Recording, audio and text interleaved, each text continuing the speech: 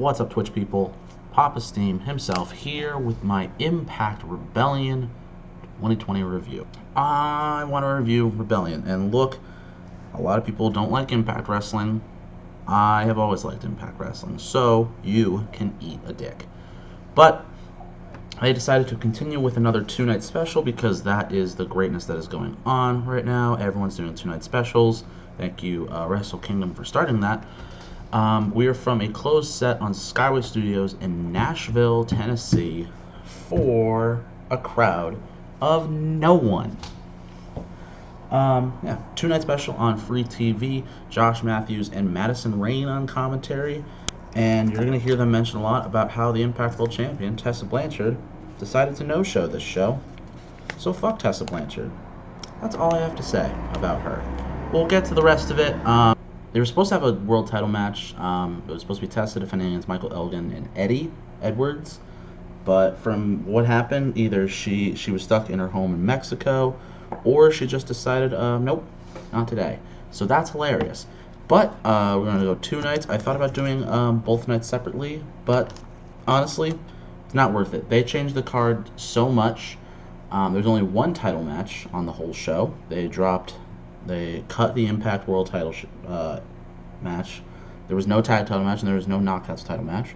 So, yeah, let's just get right into it. Your kickoff match. It's OVE, both the Christs and the Giant Madman Fulton, against basically Team ECW, which is Tommy Dreamer, Rhino, and a mystery opponent, which happens to be Crazy Steve. Weird to see him back in Impact. His entrance attire looks super cool. He's got the monkey with like the quarantine face mask being hung as a necklace. That's commentary. That's hilarious. I love it. It's comedy. I don't know why I said commentary. Fuck myself. Very early on, Dave and Dreamer try to do this level like I'm more athletic than you, and they do like kip ups and just like look at me, I'm super flippy, I'm cool. It's super funny. But the match itself is very slow paced. The one saving grace in this is that on commentary, Madison Rayne says Rhino has Botox. That is hilarious. I'm just going to put it out there. That's super funny. Yeah, there really was nothing to this match. Madman Fulton threw to Crazy Steve like a sack of potatoes over the top rope. He like just pressed him out. That was funny. But it ends with Rhino getting a gore on Dave Chris to win. This match gets 1.5 stars. It really didn't have to happen. It really felt like a match that would normally be on Access TV. Nothing special. And then we go to match number 2. It is a 3-way tag match between Dez and Wentz of the Rascals, Team Triple XL, which is Big AC Baby, AC Romero, and Larry D, and the team of TJP and Fallah Bahh. Who remembers TJP? You know, the first new Cruiserweight champion of WWE, and then did nothing. Now he looks super great. TJP and Dez actually start off, and it's super like agile, athletic, very fast paced. It was great, and then immediately cut the fuck off, because the shitty thing about putting your pay-per-view on television is commercial breaks.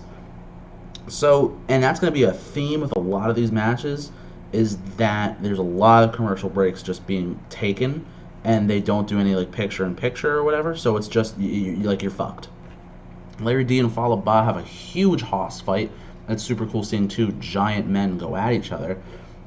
I will say, overall, the commentary on this show is fucking atrocious, and especially during this, it's just Madison Rayne yelling at Josh Matthews, and Josh kind of yelling back, but also not. It's dumb. It's bad. It's dumb. Fallah Bahh does catch Larry D into a Samoan drop, which is super cool. Everyone gets a ton of offense in. Dez and Wentz do this like weird like double team super kick thing on Larry D and pin him. I'm gonna give it 2 stars. Slightly better than the first match, but really not that much. There was just so much going on and not a lot of like backbone to it. But not a great start for Rebellion. And there's a lot of promos of Josh talking to Michael Elgin and Eddie Edwards, be like, you know, we were supposed to have a world title match, but Tessa's not here. What do you do now? And Eddie said a good thing. He was just like, I really care for my family or whatever. And Elgin through the whole show just talks about how he's going to leave Rebellion as the Impact World Champion. I wonder what that entails. And now we go to the only title match on the whole card. There are 9 matches on this show. This is match number 3. It's the only title match. Do you see why I'm angry? Anyways, it's the X Division title as Ace Austin defends against Big Willie Mack. I'm going to say this. This match has the best build out of the whole show. Fuck Ken Shamrock, just without a doubt. It's the Willie Mack and Rich Swann. They're kind of... They're still a team, but they're kind of like separating almost. Rich Swann is currently injured, and Willie Mack does this, I feel bad. Are you okay with me going singles? And Ace Austin is a great heel. Probably the best heel on Impact right now? Maybe besides the North? No, it's Ace Austin. He's had a great run so far with the X Division title. He won it in the ladder match at Bound for Glory. He beat Tessa to retain it. He had a great feud with Trey from the Rascals to continue it. And now Willie Mack won number 1 contenders match, and it's great. And there's a lot of promos going into it where Willie Mack's talking with his injured tag partner, Rich Swann, who says, hey, are you sure you're okay with me doing this? And Rich Swann's like, of course, you're my G. I got you covered. And yeah, great entrance for Willie Mack because he's got purple contacts that make his eyes look fucking sick. That is the only thing I have for entrances. A lot of this is mind games by Ace Austin, which, again, really great. I love Ace Austin. I cannot say that enough. Immediately, Willie catches Ace off a top rope dive into a Samoan drop. It looked fucking terrifying. Almost botched. But Willie pulled out a save, and it was great. I keep forgetting I don't watch a lot of Willie Mack a ton on Impact, but I keep forgetting how athletic he is. He also catches Ace Austin in a powerbomb off a top rope to a 2 count. Does a little corner combo. This is my favorite sequence, is he does this like running corner combo, so he does the knees, he does the elbow, catches Ace in the stunner. Ace Austin does a backflip out of the stunner into his finisher, the fold, into a very close 2 count. That was fantastic. He tries to go for the fold again.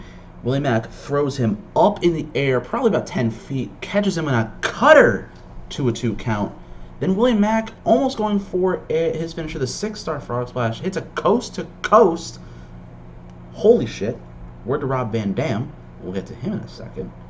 Tries to go for a 6-star frog splash and misses just barely. And this is honestly where I would expect of this as Awesome Champ, because this, yeah, it was really that good. So Willie finally hits the stunner. So the spot is Willie Mack is crouched on the top of the turnbuckle. Ace Austin's trying to go for a superplex. Willie turns himself around, hits a stunner on top of the rope, is where he's stuck. Austin flips back, sells it like a goddamn madman. 6-star frog splash, and Willie Mack wins the X Division title. Surprisingly fantastic. I'm going to give this 4 stars out of 5. This match, it blew the other 2 before it out of the fucking water. This was it was fast paced. There was mind games in it. It was fantastic. Absolutely great. Willie Mack absolutely deserves an X Division title run, and there's a lot of opponents that he could face with the X Division title. He can go with Ace again, do a rematch. He can do, maybe when he's healthy, he can face Rich Swann. Maybe.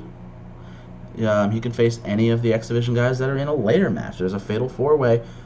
Maybe he faces any of those guys. I'm just saying, Willie Mack can do a lot of things, and it's super cool. And then we take a little back step for a random singles match. We have Kiera Hogan and Smily Kylie Ray. The commentators really build up how good Kylie Ray is, and her promo package, it just makes her look fantastic. Her character is still a little weird. I'm not a fan of it personally. I think it's very, I don't want to say cringe-inducing, but kind of close. Decent back and forth. There's a lot of commercials in this match because you can tell the TV studios just don't give a shit. There was no commercials in the X Division title match. There are 2 commercial breaks in this match. Hilarious.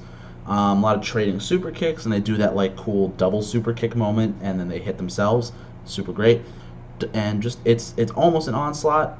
Corner cannonball. Hogan does it taunting, but she puts in her STF, aka the smile to the finish. Yes, that is what a wrestling move is called, for the tap out win. I will, however, give this 3 stars. For although we all knew the result, we knew Kylie Rae was going to win because she's the newest signing for Impact, and they want to make her look good as shit to maybe challenge Jordynne Grace. The main event of night 1 is an unsanctioned match between Ken Shamrock and Sami Callihan. Sami Callihan has this new gimmick. It's kind of like how WWE is doing the hacker, because, you know, let's just rip off each other. Why don't we?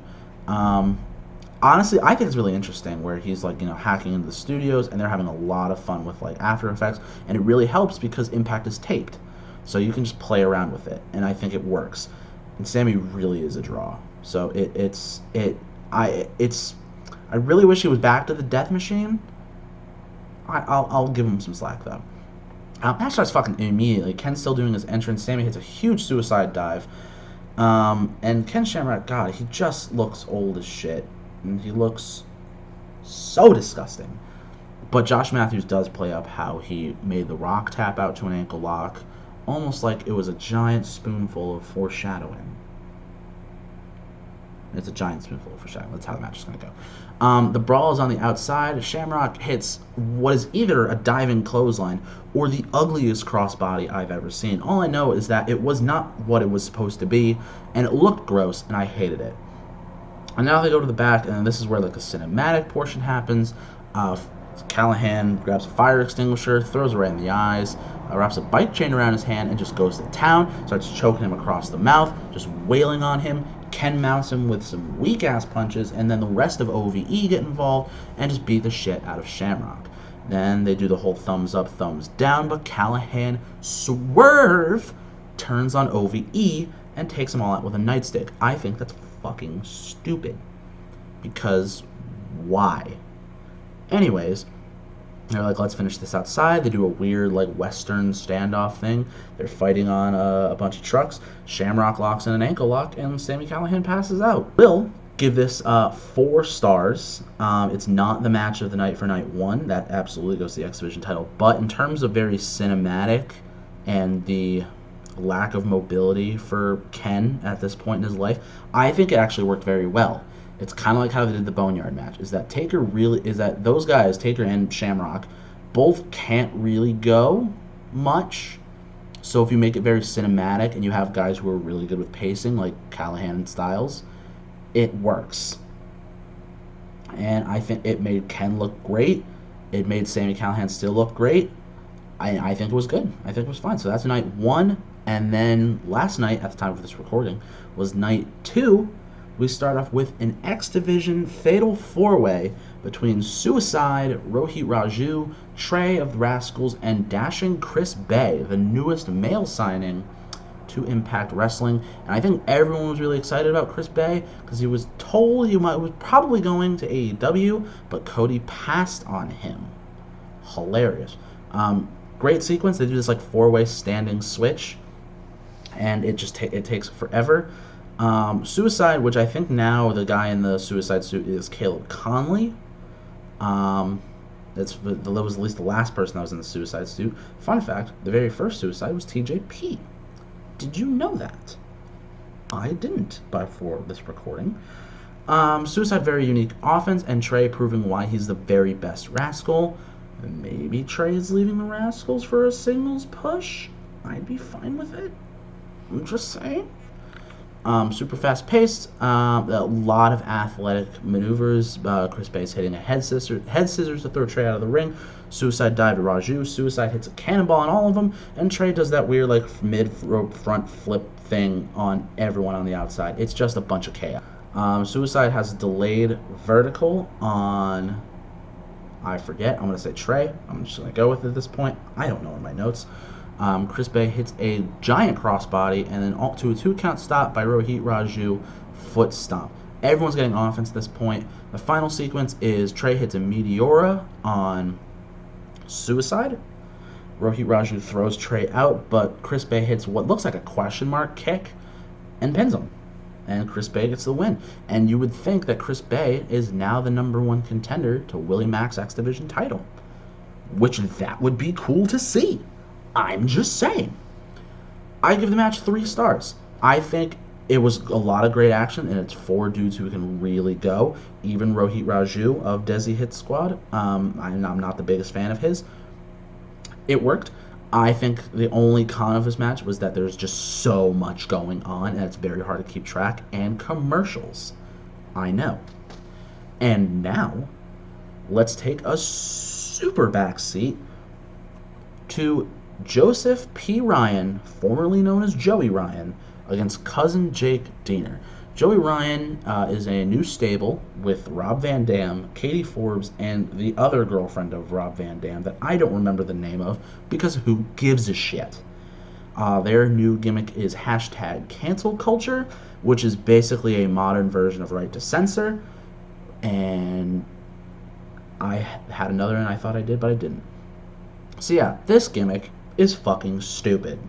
It's basically Joey Ryan dressing up in like a full suit and like khaki shorts with knee pads. It's basically Right to Censor, but you know he says he's gonna cancel everyone in Impact. It's dumb, and I get it. It's because his gimmick doesn't really work now, and I think the only thing that makes this from being intolerable is Joey Ryan's natural charisma, which is great. But yeah, and that's the only thing that we care for in this match. This match is, I think, the shortest of the night. It's straight up garbage. It's super forgettable. All I know that I wrote down is that Joey Ryan won with a roll up. There was not a lot of action. It didn't make anyone look good. I'm gonna give this 1 star. It really did not make anybody look good. I'm curious where cancel culture goes. Are they gonna go for a tag titles? Probably not. That's fucking stupid because the North would eat them for breakfast. Your semi-main event of the evening, Full Metal Mayhem, Jessica Havok, and Rosemary. So their promo package for this is really interesting because it just talks about the story. Apparently they had an angle where they murdered Father James Mitchell. Yeah, match starts immediately. Rosemary pulls out a staple gun. Holy shit. Beats on Havok with street signs. They bring out like a biker chain and choke her in the corner like a dog collar. This match is not a match. It's just 2 women beating the absolute tar out of each other with weapons. There is no elements of a match to this. Then a random woman appears and Josh, like in the crowd, and Josh Matthews loses his fucking mind. He's like, "Who the fuck is that?" He's so baffled by this woman just being here. And Madison Rayne's like, "Yeah, I know who she is, but I'm not gonna tell you because why would I?" Hilarious, if you ask me. But yeah, they call her Nevaeh. She has nothing to do with the match. Like, she's just watching. They don't explain. She doesn't get involved at any point. She doesn't make like a presence in it. She's just there. I think the funniest bit is Havok tries to use a garbage can on Rosemary, but Rosemary puts on a hard hat, so when it hits her head, it doesn't do damage. Isn't that fucking hilarious? Wrestling is stupid. Anyways, Rosemary hits Havok with a giant pipe in the middle of the ring to win. Okay, I'm going to give this match 2.5 stars. I really think it should have been longer than 12 minutes. That's just me. I really think it should have been longer. And I get this match is more of like a storytelling, but it just left a little more to be desired. So now we get to the main event, and I'm going to say that this match was not promoted or scheduled. That's all I'm going to say about this. So we start with Michael Elgin cutting a promo where he says, I plan on leaving Rebellion, the Impact World Champion. He grabs a ref, he grabs the announcer, says, "You're going to announce me as the new World Champion." Honestly, I agree. I think if there's someone right now who should take it off Tessa, it should be Michael Elgin, or someone we'll be seeing in about 14 seconds. So yeah, he cuts the promo demanding to be the new champion, and then a blackout, and then Moose shows up with the old TNA heavyweight title. That's hysterical. He comes out dressed as Ultimate Warrior. Elgin tells him to go back to the mid-card, which is just funny. And then Hernandez shows up. Fucking why? And then a match happens. Your main event is Michael Elgin versus Moose versus Hernandez in a triple threat. And Moose, the whole time, he's calling himself the world champion because he has the old TNA belt, and commentary very heavily says that that's not our title. Just saying. This match is very fast, but the problem with it is there's so many commercials that I really didn't see a bunch of it. Yeah, Elgin goes nuts on both. He starts a lot of the offense, and Hernandez has a lot of good moments, a lot of springboard moments, a lot of agility. Hernandez can still go for his age, which go him. Very back and forth. It's very balanced. Elgin has a heavy drop kick. Moose is athletic as all hell. Hits a super tight superplex to Hernandez, and Elgin does like a very heavy like spiral tap kind of thing to a 2 count. There's a lot going on. There's brawling on the outside. There is taunting. There's a lot to the match. I didn't catch a lot of it because commercials suck. But Hernandez has a big boot to Elgin on the outside to throw him up to the outside, but Moose hits the no jackhammer needed spear.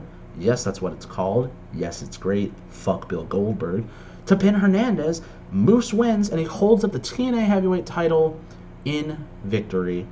Maybe Moose versus Tessa? Perhaps. I'm just saying. Despite all the commercials, I'm still going to give it 3.5 stars. I think it was a good match. I think the action that I did see was entertaining. Hernandez can still fucking go. Moose is always great, and Elgin is always a powerhouse that he was. I'm just very curious on where this goes from here. I think Tessa's reign should come to an end very soon. But because a lot of Impact people are controversial, you know, Elgin is Michael Elgin, he's a racist, Moose is a woman beater, and Hernandez is old. My final grade for Rebellion 2020 is a B-. I had zero expectations for this show, especially when I heard that the world title match was scrapped. I thought it was going to be dog shit. I'm very surprised that we got a lot of good matches. Elgin, Hernandez, and Moose was great. The X Division title, first of all, yeah, match of the night, absolutely X Division title. If there's one match that you should go watch from Rebellion, it is the X Division title match between Ace and Willie Mack. It is great. It is fast-paced. It is wonderful. All right, but that was great. The unsanctioned match between Ken and Sami Callihan, while it's kind of rough, I really liked it. Even Full Metal Mayhem had good moments. And then a couple moments that just kind of like took away from it. The Joey Ryan stuff, the ECW guys, it's weird. My show MVP, I will give it to Moose. He's not supposed to be on the show, but I think his whole, like his natural charisma, the fact that he had the world title on him, and just being like, he just basically inserted himself into the world title picture. And as Madison writes on commentary, he looks and acts like a champion. I think it'd be really cool to see Moose as world champion, but that's just me. Anyways, that's enough from Rebellion. I thank you guys for watching. I will announce some things. We have some next videos coming up. The next current pay-per-view review will be Money in the Bank, which is in a week or so at the time of this recording. It will either be by me or Stell. Probably Stell, I will be honest. Classic pay-per-view is going to, since we didn't announce it at the 70th anniversary episode, that will be Backlash 2003. What happens when Goldberg faces The Rock? Probably something bad. I don't know. And then I didn't say what I was going to do for the next episode of The Writer's Room. If you haven't seen the first episode of The Writer's Room with EC3 and NXT, it'll probably be here somewhere within this general area of the screen, or if you're listening live on Twitch, just go to the YouTube and watch it. You fucking dunce. The next episode of The Writer's Room, episode 2, will be Billy Gunn's King of the Ring win in 1999. Anyways, I'm Papa Steam. Thank you guys for watching. We're closing the sauna up.